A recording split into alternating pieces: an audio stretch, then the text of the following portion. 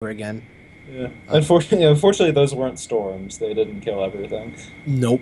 If they were, oh, or like one disruptor shot. Come on through. Come on through the bridge. Yeah, Why I would you feel want to be on that side when you can come on over here? seeing a little bit of a banner going on in this lobby chat. Oh, just actually, he was laughing It's because my Hevel units with the don't cool listen to me. story. Not I don't entertained know. at all.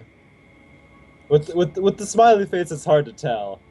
I know. Is he actually saying cool story? Does he think it's a cool story, or is he making a play on him thinking that it's a cool story? I mean, he might. Yeah, he might not have heard a story like that ever in his life before. He's like, "Wow, Yeah, he said he's never played a game like that before, so this is this true." Because my units don't listen to me on the NA server. Oh, that was funny. But here we are on Dusk Towers in our second series of the day. It is the third map between the two, and yeah, we are gonna. Okay, never mind. Okay, it's gonna be our boy from Dignitas, representing Poland as well. It is Tefl. And in the top right, from America and from FCEO, it is Panda Bear Me. America. I said it was a badger, and then I realized his name is Panda Bear Me. So no. Probably a bear. Yeah. Looks like might even be a panda bear. It just might, you know. Yeah. But So Jeffel with kind of a late pool, and hatched first from Panda Bear Me. So okay. neither player is a gas yet. Shouldn't be very aggressive.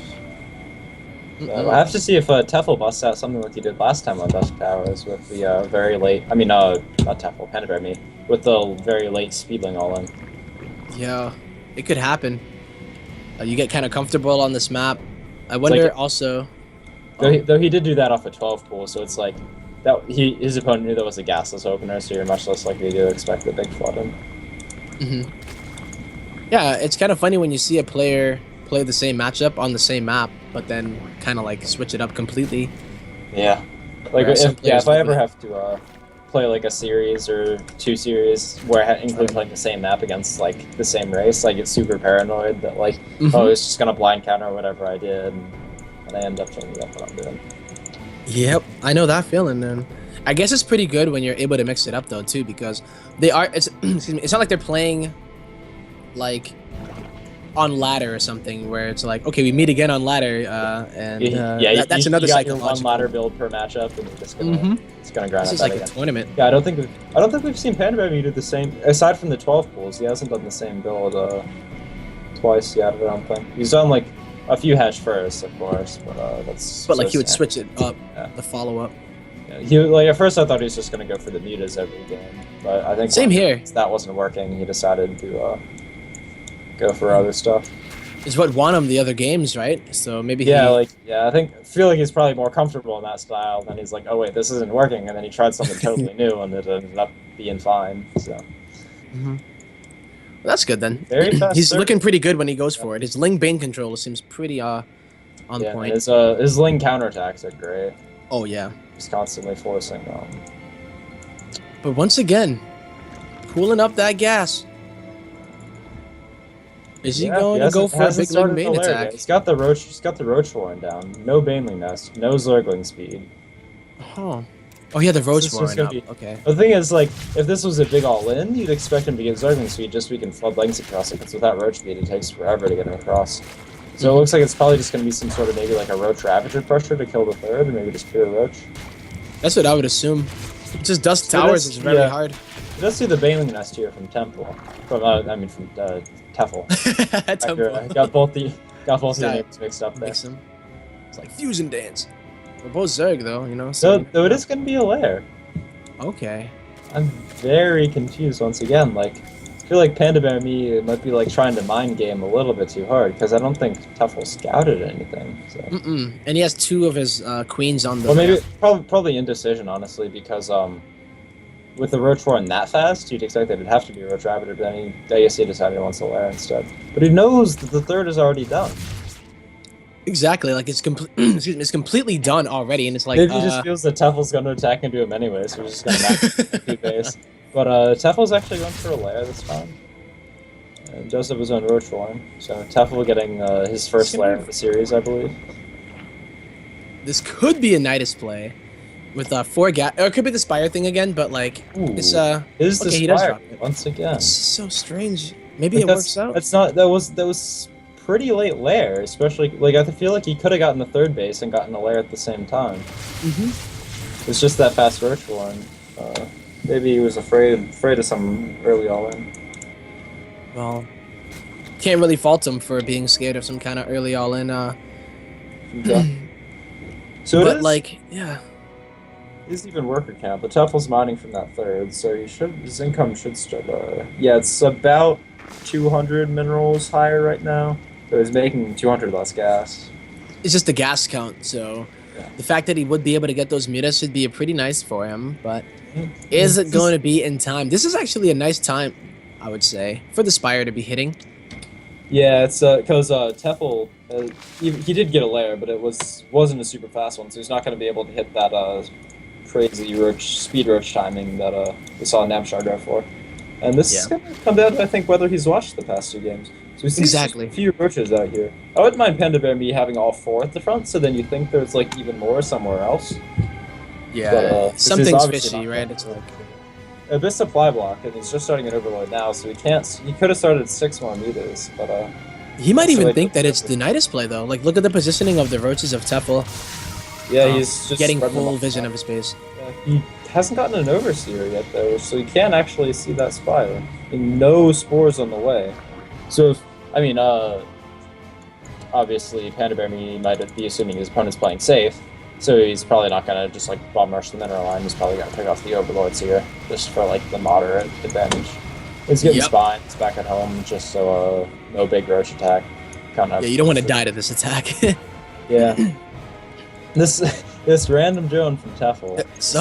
He was on a mission somewhere. He's going back home now. The ambitious one. I was hoping he was gonna go like fight with the roaches. Are just gonna chase these roaches around for a little while. I think. I'm not gonna kill too many because I can just run back. No, but it delays the attack, and this gives Panda Bear Me complete map control and he's freedom to do whatever he wants. And a few roaches. No roach speed, no Evo chamber, no upgrades for the mutas. Ooh. Okay. I think we're gonna see. I know in HOTS this used to be for like really fast broodlords. I wonder if we're gonna see Ultros now though. And he actually can take the fight with the Spore Crawler. And so used to like one Spore Crawler killing an infinite number of mutants. I was like, not anymore. No Spore Crawler here. And, none actually in the 3rd mineral line. Nope. Playing a big greedy, just trying to like zone the mutas out. But once they actually dove in, he's just gonna counterattack though. Ooh, but there are 3 spines, queens. No, there's a full transfusion. 8 roaches. Yeah. No, the queens. He's probably just gonna run into the main base now. Yeah. Smart move. Very smart move here. Tefl gonna be able to get some damage done, but the damage being done by his mutas is crazy. So much cross snap. Like all these hydras are just getting rallied out piecemeal and picked off one by one. Well, same time, 11 drones of Panda Bear Me going down. If he continues to make roaches, he'll eventually be able to clean up the roaches of Tefl. And if he can continue to do damage with the mutas, I never let Tefl stabilize. That would have been ideal, but yeah, it looks like he's gonna get back, which is a shame. If he'd stayed for just 5 more seconds, he could have picked off like 3 more Hydralisks, which I mean, like Hydra versus Muta is such a snowbally fight. It is, and they all come from different hatcheries, so you're able to do that.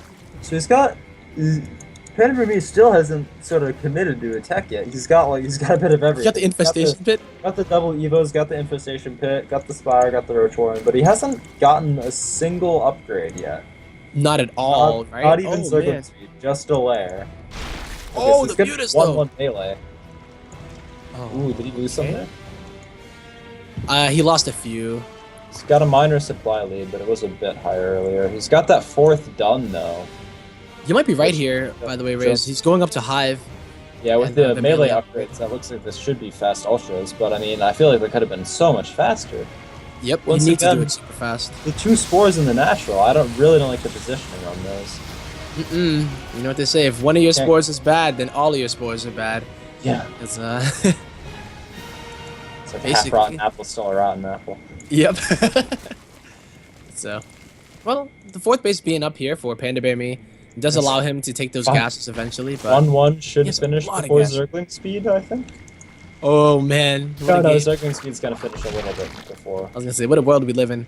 This is the kind of situation where like going Burrow and then getting your Banelings in a way that can detonate the Hydras is really Yeah, good. yeah, I feel like that'd be really strong since, especially its bailing speed's really late. Like this Mhm. attack could end up being pretty brutal because it is 3 base to 4, so Tefl really needs something to happen. And that Yeah. contaminant on the layer is pretty nice. I mean, he doesn't have an infestation pit yet, so he can't upgrade that to Hive. Nope. Because if your opponent's continuing to get mutas, if you just can just get out like 3 Vipers, then suddenly like any number of Hydras is fine. Exactly. Well, the Ultralisk is on the way, or the Cavern. Yeah. The Curious to attack see if is he also heading here. gets Adrenal Glands with this, considering how strong it is now. He's got a bunch of gas, but he's got no minerals. I know, right? He's waiting for that Ultra Cavern to finish. I don't think they're gonna come out in time Still for the initial exactly attack. even worker count. That's crazy. Forcing Yeah. this attack again. So like even though he's got that 4th base, there's only 4 workers mining on it. And he's building so many spine crawlers. He's so afraid of this. But He's buying so much time. Yeah, these mutas like aren't so useful in a big fight now, so he's just getting any use out of them he can. Picking off a drone here and there is great. Yep, and he can trade them out. He's gonna need the supply eventually for the Ultras, Actually, but just parking above that lurker down, so the Hydras are gonna have to come back. I think. they have to. Okay, so he's repositioning the Spore Crawl. That actually opens up his mineral line again. If he's paying attention. Oh, and he is. He just pulls him back though. Like if he had gone around, he could have just started shooting at all the drones. Oh, there's so many spines here. You can't break this with the Banelings. I think he wants to save him. Yep. Just kind of commit a little bit further. Oh, here we go. Ooh. Oh, he hits all of the roaches with the Banelings though, but now he's gonna get a 6 around. These are +1/+1. Now the Zerglings are gonna start like tanking the Hydras, though there are just a bit too many. I don't know. I feel like if they're not continuing to invest into mutas, then I don't think the Banelings are as worthwhile. What He does I have mean, 3 Ultralisks out now, so this should be. Actually, with Lurkers, I'm not sure. Not sure how Lurker versus Ultra ends up trading. I don't know either. You need a lot of lurkers, but when you do I have feel like a if you great amount of them, have a lot of Lurkers and they're spread out well, they can trip through the Ultras. But in low numbers, I definitely favor the Ultralisks. it's all about the spread too. If the Ultras get right on top of them, ooh, the corrosive bile. oh, Rain down. Only kill 1, but even so, like he knows that he has to spread them. it's spreading him a little bit.